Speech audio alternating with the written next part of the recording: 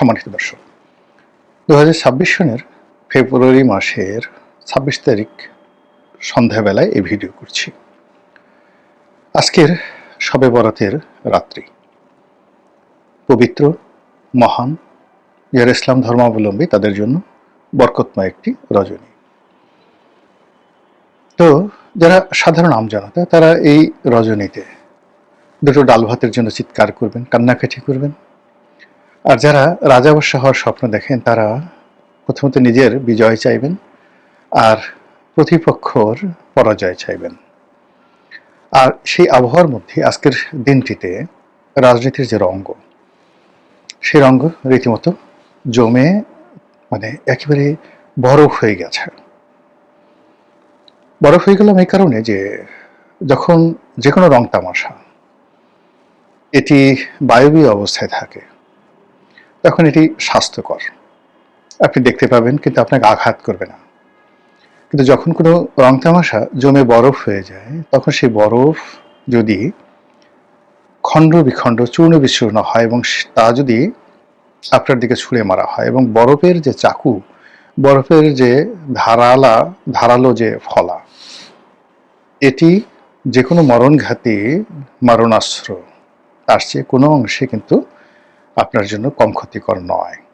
আমাদের রাজনীতিতে যে কাদা ছোড়াছুড়ি, চেরাছুড়িতে, এটি এখন বরফ ছোড়াছুড়িতে পরিণত হয়েছে, এবং যেন তেন বরফ নয়, পেজা বরফ নয়।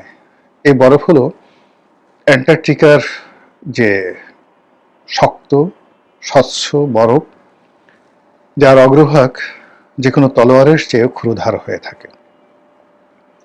সেই বরফ এখন ছোড়াছুড়ি হচ্ছে। কারণটা কি? কারণ হলো দেশের দুটো রাজনৈতিক দল, যারা দীর্ঘদিন ধরে বন্ধু ছিলেন, পারস্পরিক যে সম্পর্ক এবং পরস্পরের যে একে অপরের পরিপূরক, এভাবে তারা প্রায় 50 বছর পথ চলেছে একে অপরের সঙ্গে কাঁধ মিলিয়ে, 1975 থেকে 2025 সন অবধি। হঠাৎ করে তাদের মধ্যে প্রতিযোগিতা শুরু হয়েছে, ধাক্কাধাক্কি শুরু হয়েছে, প্রতিহিংসা শুরু হয়েছে, এবং সেই প্রতিহিংসার চরম যে পর্যায়, এটি এই মুহূর্তে আমরা দেখতে পাচ্ছি 2026 সনের ফেব্রুয়ারি মাসের আজকের এই দিনটিতে।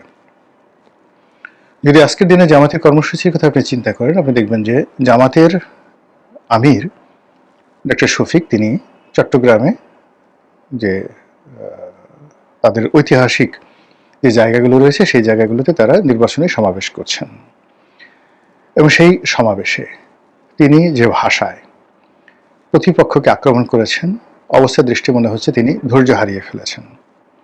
তার খুব রাগ হচ্ছে, তার ভীষণ রকম মেজাজ গরম হচ্ছে, এবং তিনি যেটি বলছেন যে যদি জামাত ক্ষমতায় আসে এবং আপনারা যদি জামাতকে ভোট দেন,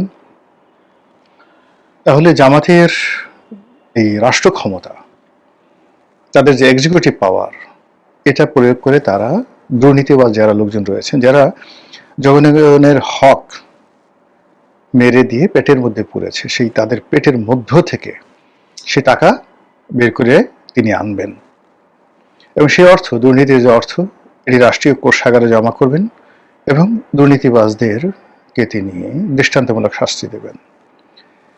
স্পষ্টতই তার এই যে হুমকি, এই হুমকি বিএনপির উপর। কেন? বিএনপি সাম্প্রতিক সময় নানা রকম কথা বলে, ন্যারেটিভ তৈরি করে, সামনে পিছনে নানা রকম জটিলতা দিয়ে জামাতের রাজনীতি এবং ডক্টর মোহাম্মদ শফিকুর রহমানের যে ব্যক্তিগত জীবন, এটিকে রীতিমতো হুমকির মধ্যে ফেলে দিয়েছেন।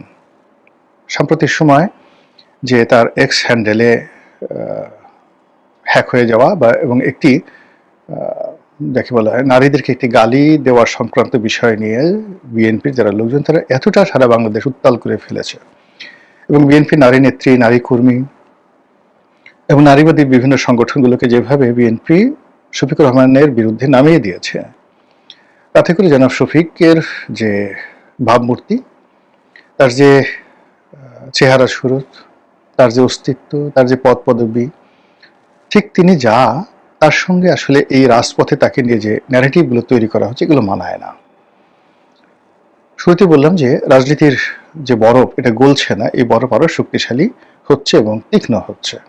তার প্রমাণ জামাতের আমির যখন গেছেন চট্টগ্রামে, সেখানে একটি উলফ যেটিকে বলা হয়, নেকড়ে, বরফ, মেরু অঞ্চলের নেকড়ে।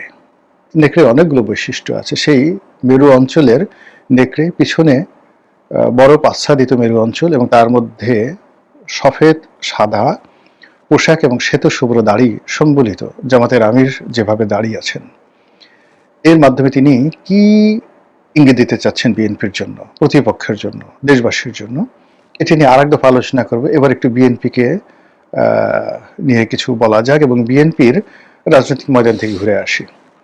জামাতের আমির যখন চট্টগ্রামে, তখন ঠিক সেই সময়টাতে বিএনপির চেয়ারম্যান জনাব তারেক রহমান সাহেব তিনি খুলনাতে গেছেন। খুলনার ওই অঞ্চলে রাজনৈতিক বিরোধ বহুকালের, বিএনপি রাজনৈতিক বিরোধ বহুকালের, এবং ওখানে মূলত শহরের রাজনীতি মানে পৌরসভার রাজনীতি বা সিটি কর্পোরেশনের রাজনীতি, ওটি জনাব মুজিবুর রহমান, ওটি জনাব নজরুল ইসলাম মঞ্জু, আমরা মঞ্জু হিসেবে জানি, উনি নামটা হয়তো ভুল হতে পারে, আপনি মাফ করে দেবেন, ওনার ডাকনাম মঞ্জু, আমাদের বন্ধু মঞ্জু ভাই। 2009 সনে তার সঙ্গে আমার কাজ করার সুযোগ হয়েছিল। তিনি আমার একই সংসদীয় কমিটির সতীর্থ ছিলেন যোগাযোগ মন্ত্রণালয়ের। তো সেই সুবাদে ব্যক্তিগতভাবে তিনি এবং তার পরিবারের সঙ্গে অসাধারণ একটি সম্পর্ক ছিল এবং আমরা দীর্ঘ সময় চায়নাতে একত্রে ভ্রমণ করেছি। তো তিনি আপাদমস্তক পায়ের নখ থেকে মাথা পর্যন্ত একজন জাতীয়তাবাদী আদর্শের সৈনিক এবং তার এলাকাতে যথেষ্ট জনপ্রিয়। তো 2009 থেকে আজ অবধি তিনি বারবারই দলের যারা শীর্ষ নেতৃবৃন্দ তাদের রোষানলে ছিলেন। আরো স্পষ্ট করে ভাবে বলতে গেলে বলা হয় যে তিনি জনাব তারেক রহমান সাহেবের রোষানলে ছিলেন। এখন পুরো খুলনা বিভাগের রাজনীতি যিনি ধারণ করেন, যার জনপ্রিয়তা কিংবদন্তি, যে কোনোভাবে তিনি পাশ করে আসার ক্ষমতা রাখেন, সাংগঠনিক ক্ষমতা যার হাতে, তিনি তারেক রহমান সাহেবের রোষানলে ছিলেন এবং এখন পর্যন্ত আছেন। তিনি যদিও মনোনয়ন পেয়েছেন, কিন্তু তিনি তারেক রহমান সাহেবের প্রিয় পাত্র নন। দ্বিতীয়ত, তারেক রহমান সাহেবের যিনি প্রিয় পাত্র মিস্টার বকুল, ছাত্র বিষয়ক সম্পাদক, তো তিনি আবার মঞ্জু সাহেবের মতো অতটা জনপ্রিয় নন। তারেক রহমান সাহেবের ক্ষমতায় যদি দলের মধ্যে এই মুহূর্তে বাংলাদেশে 1 নম্বর ক্ষমতাধর ব্যক্তি থাকেন, তিনি জনাব বকুল। মিস্টার বকুল তিনি ঢাকা রাজনীতিতে তারেক রহমান সাহেবের প্রভাব দেখে তিনি within the party office, within the lobbyist group, he is a very powerful man. কিন্তু তৃণমূলের রাজনীতিতে তিনি এখনো পর্যন্ত জনাব মঞ্জুর পর্যায়ে যেতে পারেননি। তো সেই অবস্থায় তারেক রহমান সাহেব খুলনায় গেছেন এবং সেই মঞ্জুকে ধারের কাছে আমি দেখলাম না। দেখলাম যেটা, যে তিনি তার যে প্রিয় ভাজন জনাব বকুল তার বাসায় গেছেন, সেখানে তিনি আহার সেরেছেন এবং সেই ছবি আমরা ইন্টারনেটে দেখতে পেলাম। কাজেই জাতীয়তাবাদী রাজনীতির যে বিরোধ, সেই বিরোধের পাদপীঠে বসে জনাব তারেক রহমান সাহেব তার পিতার মতো বিরোধ নিষ্পত্তি না করে বরং পুরনো বিরোধকে তিনি আরো উস্কে দিলেন। তো সে অবস্থায় খুলনার যে রাজনীতি, সেই রাজনীতিতে বিএনপি সম্ভবত ভালো করতে পারবে না, বরং এখানে অনেকগুলো জায়গা, খুলনা বিভাগের অনেকগুলো জায়গাতে জামাতের প্রাধান্য রয়েছে। এমনকি খুলনা যে জেলা, বিভাগ নয়, জেলার যে সংসদীয় আসন, বেশ কয়েকটি সংসদীয় আসনে তার যাকে বলা হয় জামাতের বেশ গুরুত্বপূর্ণ একটা অংশীদারিত্ব রয়েছে, শক্তিমত্তা রয়েছে। তো সেখানে তারেক রহমান সাহেব গেছেন। তো এটার রাজনৈতিক গুরুত্ব ভবিষ্যতে বোঝা যাবে, কিন্তু আমরা সেই খুলনা থেকে এসে যদি এখন সারা দেশে দেখি, সেটি হলো বিএনপি যারা নেতাকর্মী রয়েছে তারা জামাতকে ঠাট্টা মশকরা টিটকারি করার চেষ্টা করছেন এবং এগুলি যাকে বলা হয় সাইবার বুলিং, সেই সাইবার বুলিং এর মাধ্যমে এগুলো হচ্ছে। জামাত জান্নাতে টিকিট বিক্রি করছে, জামাত যদি ক্ষমতা আসে তাহলে আসলে বাংলাদেশ কেমন জান্নাত হবে এটি বলা মুশকিল। তবে যারা পুরুষ রয়েছেন তারা 4টি করে বিয়ে করার সুযোগ পাবেন। এগুলো নিয়ে আসলে বিএনপি যারা লোকজন রয়েছেন তারা ঠাট্টা মশকরা করছেন। অন্যদিকে যারা বিএনপি নারী, তারা বলার চেষ্টা করছেন যে পুরুষ যদি 4টা বিয়ে করেন পৃথিবীতে, তাহলে আমাদের দশা কি হবে, আমাদের জন্য কি জামাত কিছুই করবে না?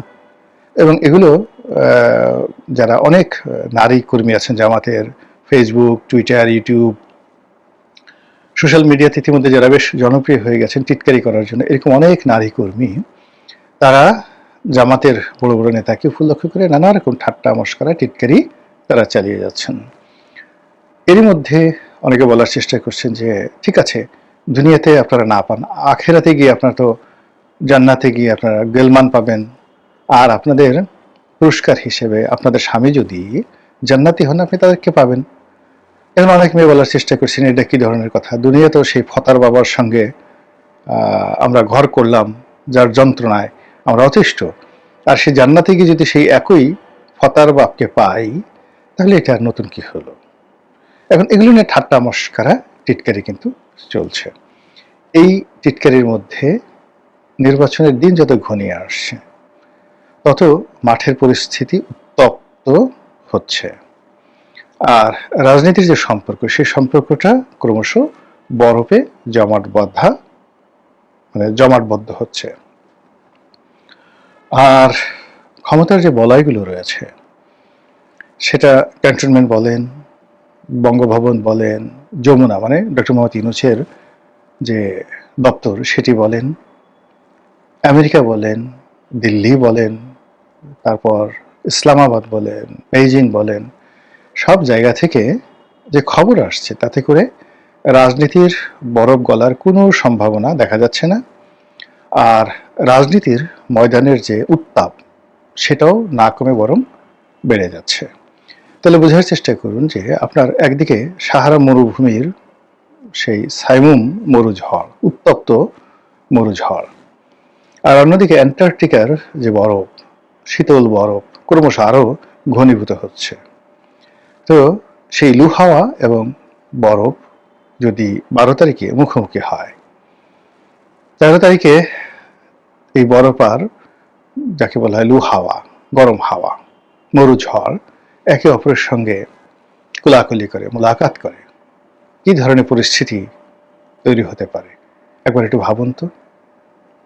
পৃথিবীর কোনো কিছুই ফিজিক্সের বাইরে নয়, উদ্ভিদবিদ্যার মানে জীববিদ্যার বাইরে নয়। এই পৃথিবীতে কোনো রাজনীতি কেমিস্ট্রি ছাড়া হয় না। এখানে যেভাবে কেমিস্ট্রি হবে ঠিক সেইভাবে হবে। আপনি নাইট্রিক অ্যাসিড আর সালফিউরিক অ্যাসিড এই দুটো একত্রে মিশিয়ে দেবেন, তারপরে ফলাফল আশা করবেন মধু আর দুধ যেভাবে মিশালে একটা নতুন সুন্দর পানীয় তৈরি হয়, ওরকম একটা